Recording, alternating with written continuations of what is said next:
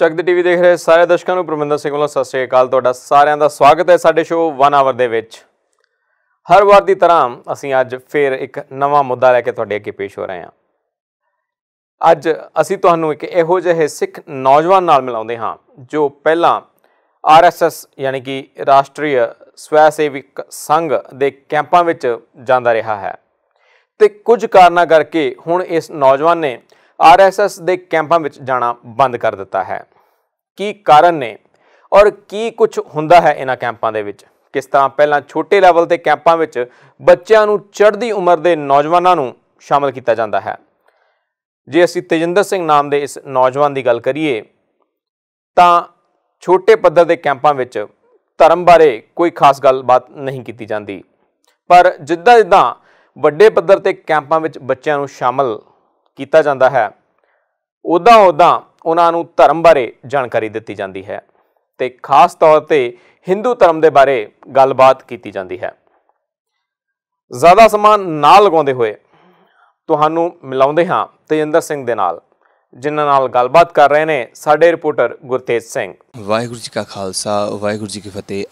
ਚੱਕਦੇ ਟੀਵੀ 'ਤੇ ਆਪ ਸਾਰੀ ਸੰਗਤਾਂ ਦਾ ਬਹੁਤ ਬਹੁਤ ਸਵਾਗਤ ਹੈ। ਅੱਜ ਆਪ ਜੀ ਦੇ ਸਾਹਮਣੇ ਅਸੀਂ ਉਹਨਾਂ ਸਿੱਖਾਂ ਨੂੰ ਲੈ ਕੇ ਆਏ ਹਾਂ ਜਿਹੜੇ ਕਿ RSS ਦੇ ਵਿੱਚ ਗਏ ਸਨ, ਲੇਕਿਨ ਕੁਝ ਸਮੇਂ ਬਾਅਦ ਉਹਨਾਂ ਨੂੰ ਜਦੋਂ ਸਿੱਖੀ ਦੇ ਸਿਧਾਂਤਾਂ ਬਾਰੇ ਔਰ ਸਿੱਖੀ ਬਾਰੇ ਪਤਾ ਲੱਗਾ ਅਤੇ ਉਹਨਾਂ ਨੂੰ ਫਿਰ ਮੁੜ ਆਪਣੇ ਘਰ ਵਿੱਚ ਆਉਣਾ ਪਿਆ। ਅਸੀਂ ਬਹੁਤ ਬਹੁਤ ਸਵਾਗਤ ਕਰਦੇ ਹਾਂ ਆਪਣੇ ਵੀਰ ਦਾ ਜੋ ਕਿ ਪਹਿਲੇ RSS ਵਿੱਚ ਸਨ, ਉਹਨਾਂ ਦੇ ਕੈਂਪਸ ਵਗੈਰਾ ਅਟੈਂਡ ਕਰਦੇ ਸੀ, ਉਹਨਾਂ ਦੀ ਕਾਫੀ ਜਿਹੜੀਆਂ ਗੱਲਾਂ ਸਨ ਜਾਂ ਕਾਫੀ ਕੰਮ ਸਨ ਉਹਨਾਂ ਵਿੱਚ ਜਾਂਦੇ ਸਨ, ਲੇਕਿਨ ਅੱਜ ਉਹ ਆਪਣੇ ਸਿੱਖੀ 'ਚ ਵਾਪਸ ਆ ਗਏ ਨੇ। ਅਸੀਂ ਬਹੁਤ ਬਹੁਤ ਸਵਾਗਤ ਕਰਦੇ ਹਾਂ ਵੀਰ ਜੀ ਦਾ। ਵਾਹਿਗੁਰੂ ਜੀ ਕਾ ਖਾਲਸਾ, ਵਾਹਿਗੁਰੂ ਜੀ ਕੀ ਫਤਿਹ। ਵੀਰ ਜੀ, ਸਭ ਤੋਂ ਪਹਿਲੇ ਅਸੀਂ ਜਾਣਨਾ ਚਾਹਾਂਗੇ ਵੀ ਤੁਹਾਡੀ ਨਿੱਜੀ ਜ਼ਿੰਦਗੀ ਬਾਰੇ ਥੋੜ੍ਹੀ ਜਾਣਕਾਰੀ ਚਾਹਾਂਗੇ। ਆਪਣੀ ਨਿੱਜੀ ਜ਼ਿੰਦਗੀ ਬਾਰੇ ਥੋੜ੍ਹਾ ਦੱਸੋ। ਮੇਰਾ ਨਾਮ ਤੇਜਿੰਦਰ ਸਿੰਘ, ਸਨ ਆਫ ਹਰਭਜਨ ਸਿੰਘ, ਮਾਤਾ ਜੀ ਨਾਮ ਸਰਜੀਤ ਕੌਰ, ਅਤੇ ਅਸੀਂ 35 ਸਾਲ ਤੋਂ ਸ਼ਹਿਰ ਦੇ ਵਿੱਚ ਰਹਿ ਰਹੇ ਹਾਂ ਅਤੇ ਮਤਲਬ 35 ਸਾਲ ਤੋਂ ਰਹਿ ਰਹੇ ਹਾਂ। ਮਤਲਬ ਅਸੀਂ ਤੁਹਾਡੇ ਘਰ ਦੇ ਵਿੱਚ ਕੌਣ ਕੌਣ ਹੈਗਾ? ਘਰ ਦੇ ਵਿੱਚ ਮੇਰੇ 2 ਸਿਸਟਰ ਨੇ, ਇੱਕ ਮੈਂ ਬ੍ਰਦਰ ਹਾਂ ਅਤੇ ਹੋਰ ਮੰਮੀ ਪਾਪਾ। ਔਰ ਇਸ ਤੋਂ ਇਲਾਵਾ ਤੁਸੀਂ ਹੋਰ ਆਪਣਾ ਕੋਈ ਕੰਮ ਵੀ ਕਰਦੇ ਹੋ, ਸਟੱਡੀ ਕਰਦੇ ਹੋ ਜਾਂ ਕਿਤਨੀ ਸਟੱਡੀ ਕੀਤੀ ਹੈ ਔਰ ਕੀ ਕੰਮ ਕਰਦੇ ਹੋ? +2 ਕੀਤੀ ਮੈਂ ਅਤੇ ਉਸ ਤੋਂ ਬਾਅਦ ਮੈਂ ਕੰਮ ਕਰ ਰਿਹਾ AC ਫਰਿੱਜਾਂ ਦਾ, RAC ਦਾ ਕੋਰਸ ਕੀਤਾ, ਡਿਪਲੋਮਾ। ਉਸ ਤੋਂ ਬਾਅਦ ਇਹ ਪ੍ਰੈਕਟੀਕਲ ਕਰ ਰਹੇ ਪ੍ਰੈਕਟੀਕਲ। ਠੀਕ ਹੈ, ਅਤੇ ਹੁਣ ਤੁਸੀਂ ਜੋਬ ਕਰਦੇ ਹੋ? ਹਾਂਜੀ, RAC ਦੀ ਜੋਬ ਕਰਦੇ। ਠੀਕ ਹੈ, ਅਤੇ ਤੁਸੀਂ ਸਾਨੂੰ ਥੋੜ੍ਹਾ ਜਿਹਾ ਦੱਸੋ ਵੀ RSS ਦੇ ਜਿਹੜੇ ਨੁਮਾਇੰਦੇ ਨੇ ਉਹ ਕਿਸ ਤਰ੍ਹਾਂ ਇਸ ਜੋ ਮਾਹੌਲ ਹੈ ਜਾਂ ਕਿਸ ਤਰ੍ਹਾਂ ਇਸ ਲੜੀ ਨੂੰ ਚਲਾਉਂਦੇ ਨੇ? ਤੁਹਾਡਾ ਉਹਨਾਂ ਨਾਲ ਕਿਸ ਤਰ੍ਹਾਂ ਲਿੰਕ ਬਣਿਆ? ਜੀ ਮੇਰਾ ਲਿੰਕ ਜੀ, ਮੇਰਾ ਜਿਹੜਾ ਕਜ਼ਨ ਸੀ ਉਹ ਮਤਲਬ ਸ਼ੁਰੂ ਤੋਂ ਮਤਲਬ ਜਾਂਦਾ ਹੁੰਦਾ ਸੀ ਅਤੇ ਫਿਰ ਮੈਨੂੰ ਹੌਲੀ ਹੌਲੀ ਪਤਾ ਚੱਲਿਆ ਕਿ ਉਹ ਮਤਲਬ ਇੰਝ ਜਾਂਦਾ, ਫਿਰ ਉਹਦੇ ਨਾਲ ਮੈਂ ਅਟੈਚ ਹੋ ਗਿਆ ਅਤੇ ਮੇਰਾ ਮਤਲਬ ਉਹਦੇ ਨਾਲ ਲਿੰਕ ਬਣ ਗਿਆ।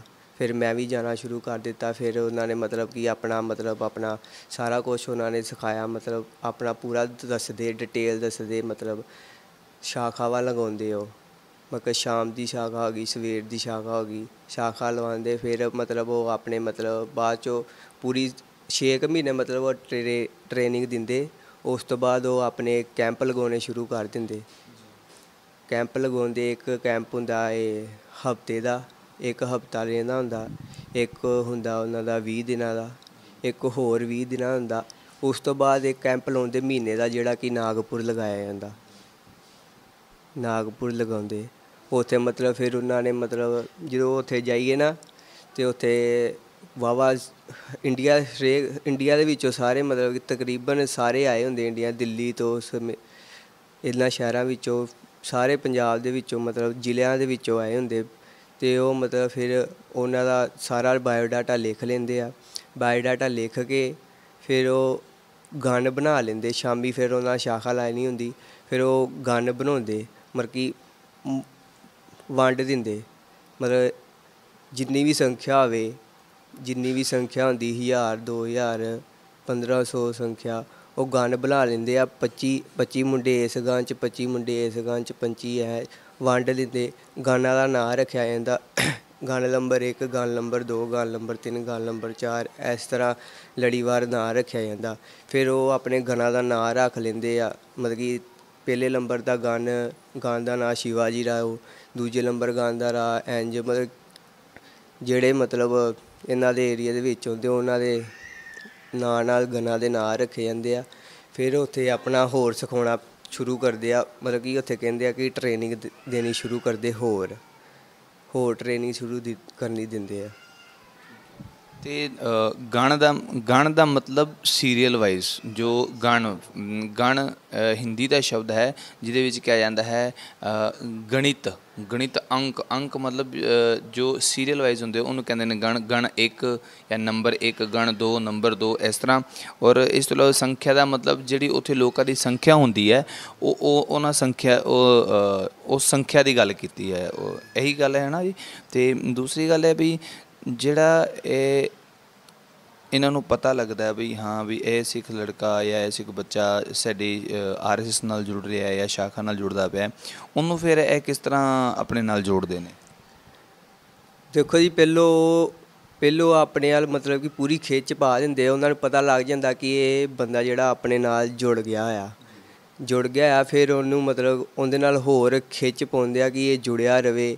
ਮਤਲਬ ਕਿ ਜਿੱਦਬਾਜ਼ੀ, ਮਤਲਬ ਇਹਨਾਂ ਨੇ ਘਰ ਆਏ ਨਾ, ਮੰਨ ਲਓ ਉਹਨਾਂ ਨੇ ਕਹਿ ਤਾ ਨਾ ਸਵੇਰੇ ਦੀ ਮਤਲਬ ਜ਼ਿੰਮੇਵਾਰੀਆਂ ਵੰਡ ਦਿੰਦੇ। ਤੁਸੀਂ ਸਵੇਰ ਦੀ ਸ਼ਾਖਾ ਲਾਉਣੀ, ਸ਼ਾਮ ਦੀ ਸ਼ਾਖਾ ਲਾਉਣੀ, ਜੇ ਨਹੀਂ ਲਾਉਣੀ ਤੁਸੀਂ ਹਾਜ਼ਰੀ ਦੇਣੀ ਉੱਥੇ।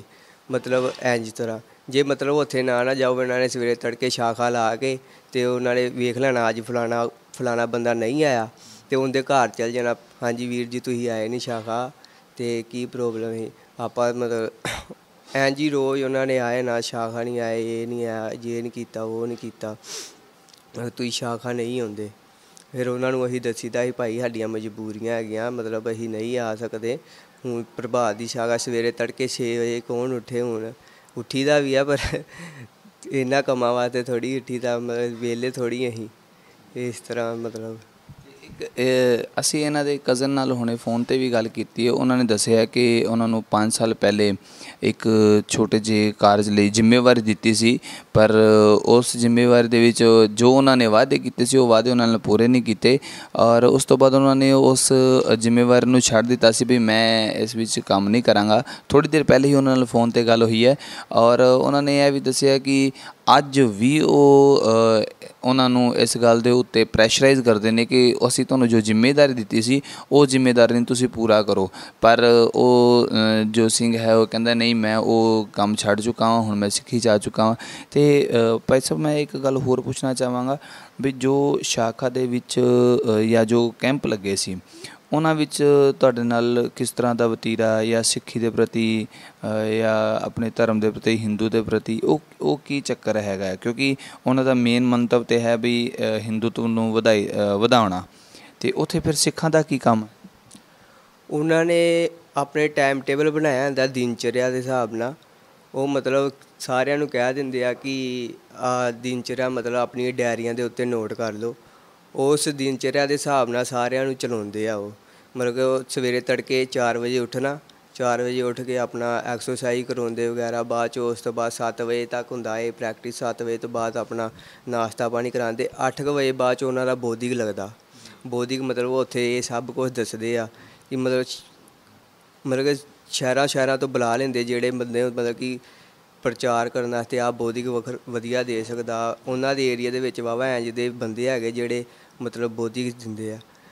ਸ਼ੁਰੂ ਤੋਂ ਮਤਲਬ ਉਹ ਸ਼ੁਰੂ ਕਰਦੇ ਆ ਕਿ ਵੇਖ ਲੈਂਦੇ ਆ ਕਿ ਕਿਸ ਤਰ੍ਹਾਂ ਦੇ ਬੰਦੇ ਬੈਠੇ ਹੋਏ, ਸਾਰਾ ਉਹਨਾਂ ਨੂੰ ਪਤਾ ਲੱਗ ਜਾਂਦਾ ਕਿਸ ਤਰ੍ਹਾਂ ਦੇ ਬੱਚੇ ਬੈਠੇ ਆ, ਕਿਸ ਤਰ੍ਹਾਂ ਇਹਨਾਂ ਨਾਲ ਕੀ ਗੱਲ ਕਰਨੀ, ਕਿਹੜੇ ਟੋਪਿਕ 'ਤੇ ਲੈ ਕੇ ਚੱਲਣਾ। ਅਤੇ ਉਸ ਤੋਂ ਬਾਅਦ ਮਤਲਬ ਕਿ ਉਹ ਸ਼ੁਰੂ ਕਰ ਦਿੰਦੇ ਆ। ਪਹਿਲੋਂ ਤਾਂ ਸ਼ੁਰੂ ਕਰੂਗੇ ਬੋਧਿਕ ਲਾਣਾ, ਬੋਧਿਕ 'ਤੇ ਸ਼ੁਰੂ ਕਰ ਦੂਗੇ ਕਿਸੇ ਵੀ ਗੱਲ, ਗੁਰੂ ਦੀ ਗੱਲ। ਮਤਲਬ ਜੇ ਗੁਰੂ ਗੋਬਿੰਦ ਸਿੰਘ ਜੀ ਦਾ ਉਹਨਾਂ ਨੇ ਟੀਚਾ ਫੜ ਲਿਆ, ਮਤਲਬ ਉਹਨਾਂ ਨੇ ਗੁਰੂ ਗੋਬਿੰਦ ਸਿੰਘ ਜੀ ਸਾਰੀ ਡਿਟੇਲ ਦੱਸਣੀ। ਮਤਲਬ ਗੁਰੂ ਗੋਬਿੰਦ ਸਿੰਘ ਜੀ ਨੇ ਆਹ ਕੀਤਾ ਸੀ, ਉਹ ਕੀਤਾ ਸੀ। ਬਸ 2-4 ਦਿਨ ਮਤਲਬ ਇੰਝ, ਮਤਲਬ 2-3 ਦਿਨ ਮਤਲਬ ਇੰਝ ਗੁਰੂਆਂ ਦੇ ਚੱਲੂਗੇ। ਉਸ ਤੋਂ ਬਾਅਦ ਇਹਨਾਂ ਨੇ ਆਪਣਾ ਟੀਚਾ ਫੜ ਲੈਣਾ। ਉਸ ਤੋਂ ਬਾਅਦ ਇਹਨਾਂ ਨੇ ਡਾਕਟਰ ਹੈਡਗੇਵਾਰ ਜਿਹੜਾ ਇਹਨਾਂ ਨੇ ਸ਼ੁਰੂ ਕੀਤਾ ਸੀ 1925 ਦੇ ਵਿੱਚ, ਜਿਨ੍ਹਾਂ ਨੇ ਸ਼ਾਖਾ ਲਾਉਣੀ ਸ਼ੁਰੂ ਕੀਤੀ ਸੀ। ਉਸ ਤੋਂ ਬਾਅਦ ਉਹਨਾਂ ਦਾ ਹੀ ਮਤਲਬ ਦੱਸੀ ਜਾਊਗੀ ਡਾਕਟਰ ਹੈਡਗੇਵਾਰ ਨੇ ਆਹ ਕੀਤਾ ਜੀ, ਡਾਕਟਰ ਹੈਡਗੇਵਾਰ ਨੇ ਆਹ ਕੀਤਾ। 1925 'ਚ ਇਹਨਾਂ ਨੇ ਸ਼ਾਖਾ ਲਾਉਣੀ ਸ਼ੁਰੂ ਕੀਤੀ ਸੀ। ਉਸ ਤੋਂ ਬਾਅਦ ਇਹਨਾਂ ਦੀ ਗੱਦੀ ਦੇ ਆਲੇ ਆ ਗਏ, ਗੁਰੂ ਜੀ ਆ ਗਏ। ਇਸ ਤੋਂ ਬਾਅਦ ਮਤਲਬ ਸ਼ੁਰੂ ਕਰ ਦਿੰਦੇ ਆ, ਮਤਲਬ ਕਿ ਉਹ ਜ਼ਿਆਦਾ ਸਿੱਖ ਧਰਮ ਦਾ ਮਤਲਬ ਜ਼ਿਆਦਾ ਉਹਨਾਂ ਦਾ ਹੈ ਨਹੀਂ, ਮਤਲਬ ਸਿੱਖ ਧਰਮ ਦਾ ਉਹ ਬੁਰਾਈ ਨਹੀਂ ਕਰਦੇ, ਪਰ ਇਹ ਆ ਕਿ ਹਿੰਦੂ ਧਰਮ ਵੱਲ ਜ਼ਿਆਦਾ ਖਿੱਚਦੇ ਆ, ਹਿੰਦੂ ਧਰਮ ਵੱਲ ਜ਼ਿਆਦਾ ਖਿੱਚਣ ਦੀ ਲੋੜ ਕਰਦੇ। ਮਤਲਬ ਕਿ ਉਹ ਕਹਿੰਦੇ ਆ ਕਿ ਹਿੰਦੂ ਧਰਮ ਦਾ ਪ੍ਰਚਾਰ ਕਰੋ, ਹਿੰਦੂ ਧਰਮ ਵੱਲ ਜ਼ਿਆਦਾ ਖਿੱਚਦੇ ਹੋ। ਮਤਲਬ ਹਿੰਦੂ ਧਰਮ ਵੱਲ ਜ਼ਿਆਦਾ ਖਿੱਚਣ ਦਾ ਮਤਲਬ ਹੋ ਗਿਆ ਹਿੰਦੂਤਵ ਦਾ ਪ੍ਰਚਾਰ ਕਰਨਾ, ਹੈ ਨਾ। ਠੀਕ ਹੈ। ਅਤੇ ਹੋਰ ਇਸ ਤੋਂ ਇਲਾਵਾ ਕੋਈ ਤੁਹਾਡੇ ਨਾਲ ਕਿਉਂਕਿ ਤੁਸੀਂ ਕਦੀ ਇਹਨਾਂ ਜਦੋਂ ਕੈਂਪਾਂ 'ਚ ਨਵੇਂ ਗਏ ਸੀ, ਉਸ ਟਾਈਮ ਦਾ ਦਿਨਚਰਿਆ ਕੀ ਸੀ, ਜਾਂ ਉਸ ਟਾਈਮ ਤੁਹਾਨੂੰ ਕਿਸ ਤਰ੍ਹਾਂ ਲੱਗਿਆ, ਆ ਉੱਥੇ ਜਾ ਕੇ ਕਿਸ ਤਰ੍ਹਾਂ ਦਾ ਮਾਹੌਲ ਦੇਖ ਕੇ ਕੀ ਮਹਿਸੂਸ ਹੋਇਆ? ਦੇਖੋ, ਪਹਿਲੋਂ ਜਦੋਂ ਸ਼ਾਖਾ ਜਿਹਨੂੰ ਸ਼ੁਰੂ ਕੀਤਾ ਜਾਣਾ ਅਤੇ 6 ਮਹੀਨੇ ਲਾਏ, ਅਤੇ 6 ਮਹੀਨੇ ਲਾਏ। ਉਸ ਤੋਂ ਬਾਅਦ ਉਹਨਾਂ ਨੇ ਘਰ ਆ ਗਏ ਕਿ ਮਤਲਬ ਅਸੀਂ ਕੈਂਪ ਲਾਉਣਾ, ਛੁੱਟੀਆਂ ਪੈਂਦੀਆਂ ਜੂਨ ਜੁਲਾਈ 'ਚ, ਕਹਿੰਦੇ 7 ਦਿਨਾਂ ਦਾ ਕੈਂਪ ਹੁੰਦਾ।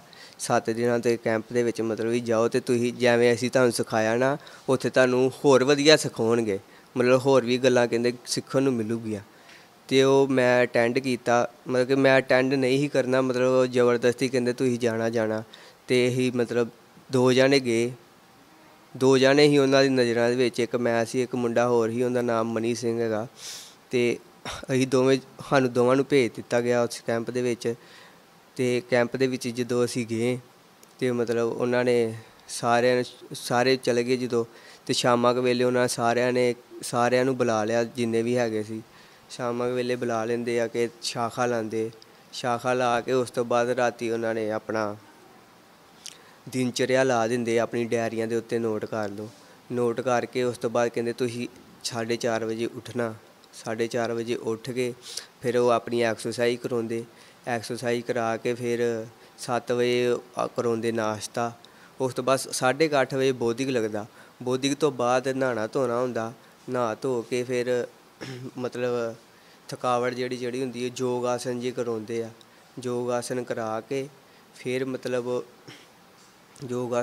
ਫਿਰ ਉਹਨਾਂ ਨੇ ਚਰਚਾ ਹੁੰਦੀ, ਚਰਚਾ ਮਤਲਬ ਗਨ ਵੰਡ ਲੈਂਦੇ, ਚਰਚਾ ਬਿਠਾਈ ਹੁੰਦੀ, ਮਤਲਬ ਕਿ ਕਿਸੇ ਵੀ ਵਿਸ਼ੇ 'ਤੇ ਚਰਚਾ ਕਰਨੀ। ਉਹਨਾਂ ਨੇ ਕੋਈ ਵੀ ਵਿਸ਼ਾ ਫੜ ਲਓ, ਉਹਦੇ 'ਤੇ ਚਰਚਾ ਕਰਨੀ, ਮਤਲਬ ਤੁਹਾਡੇ ਕੀ ਵਿਚਾਰ ਆ, ਇਹਨਾਂ ਦੇ ਕੀ ਵਿਚਾਰ ਆ, ਸਾਰਿਆਂ ਦੇ ਵਿਚਾਰ ਪੁੱਛਣੇ। ਫਿਰ ਮਤਲਬ ਫਿਰ ਸ਼ਾਮ ਪੈ ਜਾਂਦੀ, ਸ਼ਾਮ ਤੋਂ ਬਾਅਦ ਫਿਰ ਉਹ ਸ਼ਾਖਾ ਲਾ ਲੈਂਦੇ 5:30 ਵਜੇ, ਫਿਰ ਉਹ ਸ਼ਾਖਾ ਲਾਉਂਦੇ ਆ। ਫਿਰ ਸ਼ਾਖਾ ਤੋਂ ਆ ਕੇ ਫਿਰ ਉਹਨਾਂ ਨੇ ਮਤਲਬ ਉਹੀ ਰੋਟੀ ਪਾਣੀ ਖਵਾਉਣਾ, ਰੋਟੀ ਪਾਣੀ ਖਵਾ ਕੇ ਫਿਰ ਉਹਨਾਂ ਨੇ ਬੋਧਿਕ 2 ਮਤਲਬ ਕਿ ਦਿਨ ਦੇ ਵਿੱਚ 2 ਬੋਧਿਕ ਅਤੇ 1 ਚਰਚਾ, ਇਸ ਤਰ੍ਹਾਂ ਸਿਸਟਮ ਉਹਨਾਂ ਦਾ ਬਣਾਇਆ ਹੈ। ਅਤੇ ਦਿਨ ਦੇ ਵਿੱਚ 2 ਬੋਧਿਕ ਲੱਗਦੇ, ਫਿਰ ਉਹਨਾਂ ਨੇ ਰਾਤ ਦਾ ਬੋਧਿਕ ਲੱਗਣਾ, ਰਾਤ ਦੇ ਬੋਧਿਕ 'ਤੇ ਕਿਸੇ ਹੋਰ ਨਹੀਂ ਆਉਣਾ। ਫਿਰ ਦਿਨੇ ਇਸੇ ਤਰ੍ਹਾਂ ਹੀ ਸ਼ੁਰੂ ਕਰਦੇ ਸੀ।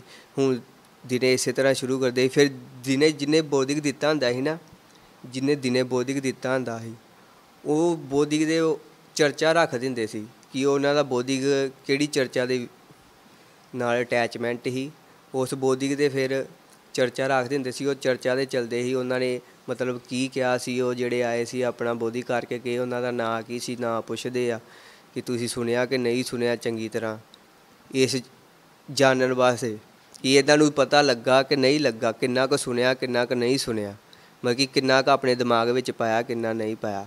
ਬੋਧਿਕ ਦਾ ਮਤਲਬ ਕੋਈ ਅੱਛੀ ਪਰਸਨੈਲਿਟੀ ਆਉਂਦੀ ਸੀ, ਉਹ ਤੁਹਾਨੂੰ ਲੈਕਚਰ ਕਰਦੀ ਸੀ ਬਈ, ਉਹ ਲੈਕਚਰ ਜਿਸ ਟੋਪਿਕ 'ਤੇ ਉਹ ਲੈਕਚਰ ਕਰਦੀ ਸੀ ਉਹਦੀ ਫਿਰ ਸ਼ਾਮ ਨੂੰ ਚਰਚਾ ਹੁੰਦੀ ਸੀ, ਇਹੀ ਗੱਲ ਹੈ? ਹਾਂਜੀ, ਜਿਹੜਾ ਮਤਲਬ ਕਿ ਲੈਕਚਰ ਦਿੰਦਾ ਸੀ, ਬੋਧਿਕ ਦਾ ਮਤਲਬ ਲੈਕਚਰ ਦੇਣਾ, ਮਤਲਬ ਉਹ ਲੈਕਚਰ ਦਿੰਦੇ ਸੀ ਕਿਸੇ ਵੀ ਵਿਸ਼ੇ ਦੇ ਵਿੱਚ, ਵਿਸ਼ੇ ਦੇ ਉੱਤੇ, ਮਤਲਬ ਕਿ ਵਿਸ਼ੇ ਦੇ ਉੱਤੇ ਲੈਕਚਰ ਦੇਣਾ ਸ਼ੁਰੂ ਕਰ ਦਿੰਦੇ ਸੀ। ਲੈਕਚਰ ਦੇ ਕੇ ਬਾਅਦ 'ਚ ਉਸ ਤੋਂ ਬਾਅਦ ਜਦੋਂ ਬੋਧਿਕ ਖਤਮ ਹੋ ਜਾਂਦਾ ਸੀ, ਉਸ ਤੋਂ ਬਾਅਦ ਫਿਰ ਆਪਣਾ ਨਾਸ਼ਤਾ ਪਾਣੀ ਕਰਕੇ ਫਿਰ ਮਤਲਬ ਉਸ ਤੋਂ ਬਾਅਦ 2 ਵਜੇ ਉਹਨਾਂ ਨੇ ਚਰਚਾ ਰੱਖੀ ਹੁੰਦੀ ਸੀ। ਗਨ ਵੰਡੇ ਹੁੰਦੇ, 1 ਗਨ 2 ਗਨ 3 ਗਨ। ਹਰੇਕ ਗਨ ਦੇ ਵਿੱਚ ਮਤਲਬ ਕਿ ਉਹਨਾਂ ਦਾ ਪ੍ਰਬੰਧਕ ਹੁੰਦੇ। ਇੱਕ ਗਨ ਦੇ ਵਿੱਚ ਮੰਨ ਲਓ ਮੇਰੀ ਜ਼ਿੰਮੇਵਾਰੀ, ਇੱਕ ਗਨ ਦੇ ਵਿੱਚ ਤੁਸੀਂ ਇੱਕ ਗਨ ਦੀ ਚਰਚਾ ਲੈਣੀ, ਦੂਜੇ ਗਨ ਦੀ ਤੁਸੀਂ ਚਰਚਾ ਲੈਣੀ, ਇਸ ਤਰ੍ਹਾਂ ਚਰਚਾ ਲੈਂਦੇ ਸੀ। ਅਤੇ ਜਦੋਂ ਤੁਸੀਂ ਕੈਂਪ 'ਤੇ ਗਏ ਤੁਹਾਡਾ ਉੱਥੇ ਮਨ ਲੱਗਾ ਜਾਂ ਉੱਥੇ ਦੇ ਬੱਚਿਆਂ ਨਾਲ ਕਿਸ ਤਰ੍ਹਾਂ ਦਾ ਵਿਵਹਾਰ ਮਿਲਿਆ ਜਾਂ ਤੁਹਾਡਾ ਮਨ ਨਹੀਂ ਲੱਗਾ? ਜਿਵੇਂ ਤੁਸੀਂ ਮੈਨੂੰ ਪਰਸਨਲੀ ਦੱਸਿਆ ਸੀ ਵੀ ਹਾਂ ਵੀ ਮੈਂ ਉੱਥੋਂ ਵਾਪਸ ਆਉਣਾ ਚਾਹੁੰਦਾ ਸੀ ਪਰ ਮੈਨੂੰ ਆਉਣ ਤੱਕ ਉਸ ਘਟਨਾ ਬਾਰੇ ਜ਼ਰਾ ਸੰਗਤਾਂ ਨੂੰ ਦੱਸੋ।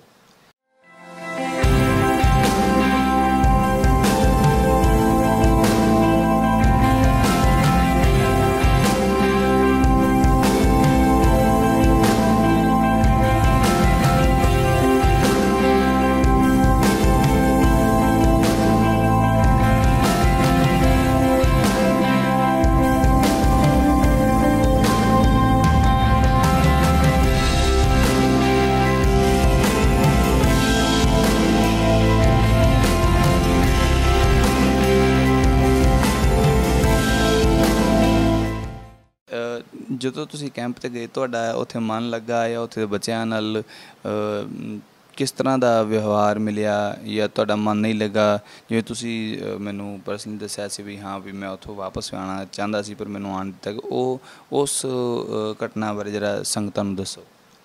ਜਦੋਂ ਮੈਂ ਪਹਿਲੇ ਦਿਨ ਜਦੋਂ ਮਤਲਬ ਕੈਂਪ 'ਤੇ ਗਿਆ, 7 ਦਿਨਾਂ ਦਾ ਕੈਂਪ ਸੀ। ਉਸ ਤੋਂ ਬਾਅਦ ਅਸੀਂ ਜਦੋਂ ਵਾਪਸ ਆਏ, ਉਸ ਤੋਂ ਬਾਅਦ ਅਗਲੇ ਸਾਲ ਫਿਰ ਇਹਨਾਂ ਨੇ ਸਾਨੂੰ ਭੇਜਤਾ।